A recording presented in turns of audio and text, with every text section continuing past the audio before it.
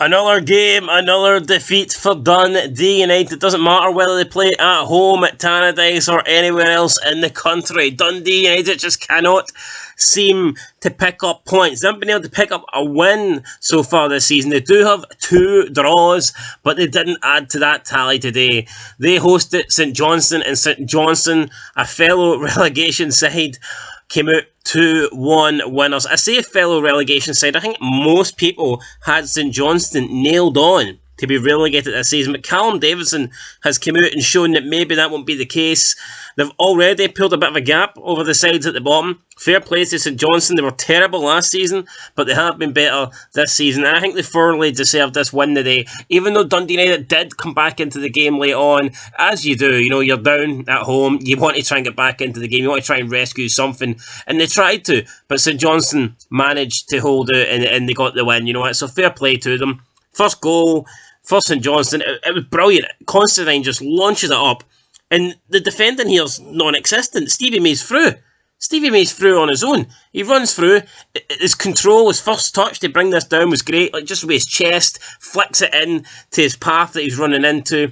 Then it's just Stevie May against the goalkeeper. Goalkeeper has no chance. Stevie May just smashes it over his head into the back of the net, and Stevie May's back. Stevie May, the real Stevie May, please stand up. Well, he stood up here. Got a good goal for St Johnstone. Fired him ahead. Then speaking of Stevie May, didn't have to wait long. It was 2-0 St Johnstone. Stevie May on the outside of the box. Plays it in low. He sees the incoming Halberg running. Halberg runs into it, side foots it into the bottom corner, and it's too easy for St Johnstone, and it's 2-0 for St Johnstone to end the first half. Second half, like I said, Dundee United did try and come into the game a bit more, but not enough. Just not enough. St Johnstone created more chances. Murphy moved into the box, then he just cut it back to Stevie May, who's on the outside of the box. From an okay angle, must have been about 20 odd yards out. Stevie May tries to finesse it top bins, and the ball keeps dipping and dipping, but it doesn't dip enough, and it cracks off the top of the crossbar. So nearly a brace there for Stevie May, and so nearly a 3-0 lead for St Johnstone. Dundee United, though, like I said, did come back. Ball was played into Tony Watt. He got a slight touch on it to direct it towards the goal, but the keeper made the save.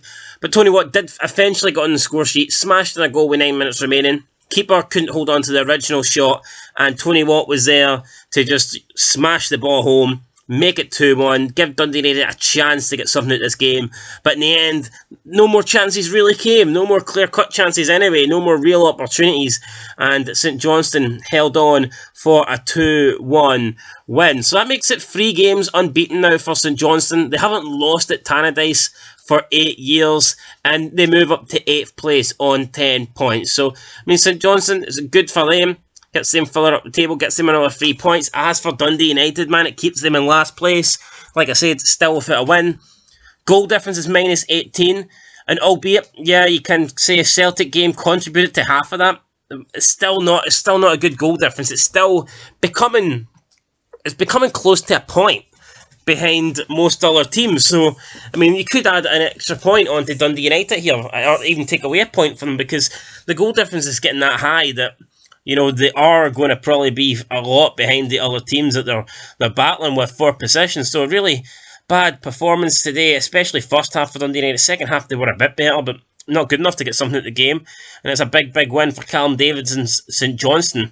And I'm worried about Dundee United. Not that I'm worried as in I hope they don't go down or I'm going to lose sleep over it, but I genuinely see, I don't really see a way back for Dundee United here. I think their only hope is that Kilmarnock are nowhere near as good as people thought they'd be. I think Ross County will start picking up points. I think Ross County are a good side. I don't see Malky Mackay getting in a relegation battle. I really don't. So, at the moment, Dundee United are 8 points off 9th place Motherwell. So for me, if Kilmarnock start getting results, I think Dundee United are in trouble. Because I don't see Dundee United putting together a good run. I don't see them getting results. I don't see Dundee United doing a lot. I think Dundee United's best chance of staying in the league is hoping that Kelly are shit. And at the moment this season, Kelly haven't been that great. Fair play, they haven't. So that gives Dundee United a chance. But I just don't see Dundee United suddenly clicking and putting together great runs and then winning a bunch of games in a row and moving up the league table. I don't see that. I don't see this as a salvageable season for Dundee United. I think, like I said, the best thing they can do is just try and maybe finish 11th, win the playoff, and then just regroup next year. I don't see them turning it around this year, but I think they're lucky that County have underperformed so far and Kilmarnock haven't been as good as we thought they would be. If both of those teams were performing, Dundee United could easily be cut adrift at the bottom. They've still got a chance, but they're going to have to win a game sooner or later. Maybe when they get their first win, it'll give them confidence, but at the moment, it's just 2 points out of a possible 24. It's not good enough. It's not good enough, guys. Anyway, I'll catch you in the next one. Till then, peace.